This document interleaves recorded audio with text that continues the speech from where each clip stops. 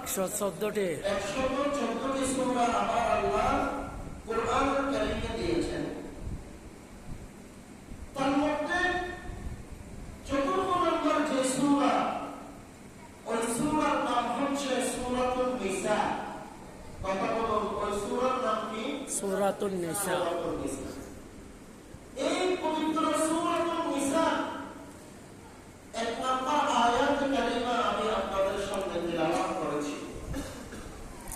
আল্লাহ রাব্বুল আলামিনের যদি দয়া হয়, দেখা হয়, এই আয়াতের উপরে এবং রাসূল করিম সাল্লাল্লাহু আলাইহি ওয়াসাল্লামের অসংখ্য অগণিত হাদিস থেকে একটি হাদিসের বিশেষ অংশ তিলাওয়াত করেছি। এই বিষয়ের উপরে আমাকে বলার, আপনাদের শোনার, একত্রে সবাইকে আমল করার আল্লাহ রাব্বুল আলামিন তৌফিক দান করেন। সকলে বলে আমিন। আল্লাহ রাব্বুল আলামিন বলেন, বিসমিল্লাহির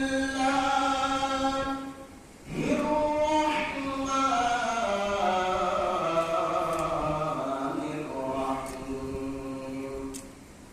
ইয়া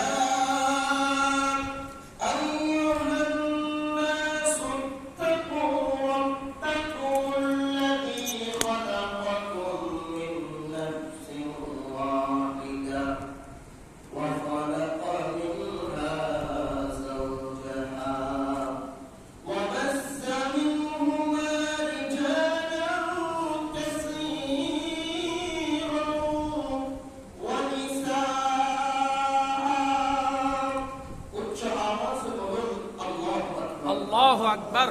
আল্লাহ রাব্বুল আলামিন বলেন, ইয়া আইয়ুহান নাস ইত্তাকু, হে মানব জাতি, হে মানুষ সকল, তোমরা ওই রব্বে কারীমকে ভয় করো। একটু জোরে বলুন না সুবহানাল্লাহ। সুবহানাল্লাহ। ওই রব্বে কারীম তিনি কে?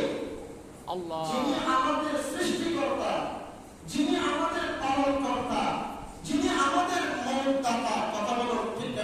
ঠিক। আল্লাহ বলছেন, ইয়া আইয়ুহান নাস ইত্তাকু রাব্বাকুমুল্লাযী খালাকাকুম মিন নাফসিন ওয়াহিদা।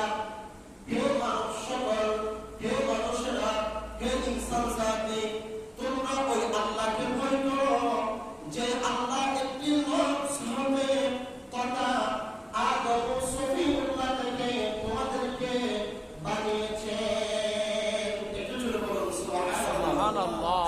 ওই আল্লাহকে ভয় করতে হবে যে আল্লাহ আমাকে, আপনাকে, আমার আহলিয়াকে, আমার মা, আমার বাবা, আমার 14 পুরুষ, আমার এই পৃথিবীর জমিনে যত মানব জাতি আছে সবার সৃষ্টিকর্তা একজন। কথা বলুন, তিনি কে? আল্লাহ। তিনি কে? আল্লাহ। আল্লাহ বলছে ওই আল্লাহকেই তোমরা ভয় করবে যে আল্লাহ তোমাদেরকে একটি নফস হতে পয়দা করেছেন।